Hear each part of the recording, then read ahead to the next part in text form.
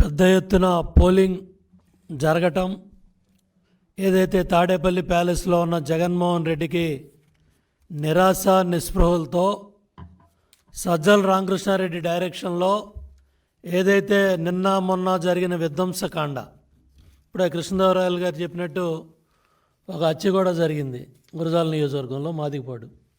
అంటే బరి తెగించిన వైసీపీ మూకల రక్తదాహానికి అమాయకులు బలవుతూ ఉన్నారు. ఇవాళ చూడండి, ఈ పెద్ద ఎత్తున హింసాకాండ 13, 14, 15 జరిగిన హింసాకాండ ఇవాళ తిరుమల పవిత్రమైన తిరుపతి పవిత్ర స్థలం. ఆ తిరుపతిలో అక్కడ పోటీ చేసిన అభ్యర్థి చంద్రగిరి పులవర్తి నాని గారి మీద హత్యా ప్రయత్నం. గన్మన్ ప్రాణాలు తెగించి అక్కడ సంఘటనలో నిలబడకపోతే వాళ్ళ నానిగారు మనకు దక్కేవాడు కాదు. ఈరోజు ఇప్పటికి కూడా నానిగారి సతీమణి అక్కడ రోడ్డు మీద వీళ్ళ దౌర్జన్యాలను ఎదిరిస్తూ ఉన్నారు. సమస్యాత్మక ప్రాంతాలని తెలుసు, సెన్సిటివ్ ప్రాంతాలని తెలుసు. ఎలక్షన్ కమిషన్కి అన్నీ కూడా వారాల తరబడి మేము కంప్లైంట్స్ ఇచ్చాం.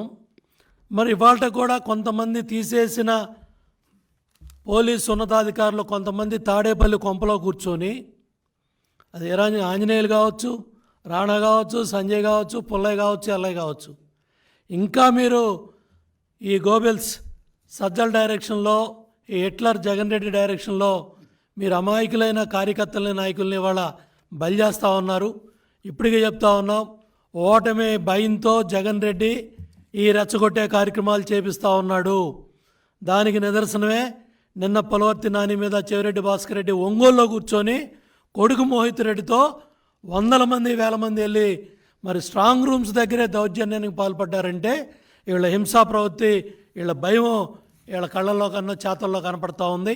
అట్లాగే పెద్దారెడ్డి తాడిపత్రిలో కూడా దౌర్జన్యకాండ, ఏ విధంగా ప్రజలు తిరుగుబాటు, అవన్నీ కూడా చూసాం. అట్లాగే నరసరావుపేట ఎన్నికల రోజు దౌర్జన్యాలు, నిన్న మొన్న కూడా దౌర్జన్యాలు.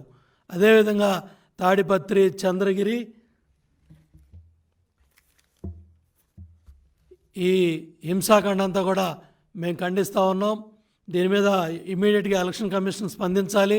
సంబంధిత పోలీస్ అధికారులను కూడా డిప్యూట్ చేసి బాధ్యత గల ఉన్నతాధికారులంతా కూడా ఇవాళ మేము వెళ్ళి బాధితులను పరామర్శిస్తామని చెప్తా ఉంటే డీజీ గారు కూడా డైరెక్షన్ ఇచ్చి పోలీసు ఉన్నతాధికారుల్ని సమస్యాత్మక గ్రామాలకు పంపించి ఇంకా ఫర్దర్ అంటువాడి సంఘటనలు జరగకుండా ఫుల్ స్టాప్ పెట్టాల్సిన బాధ్యత పోలీస్ యంత్రాంగం మీద ఉంది.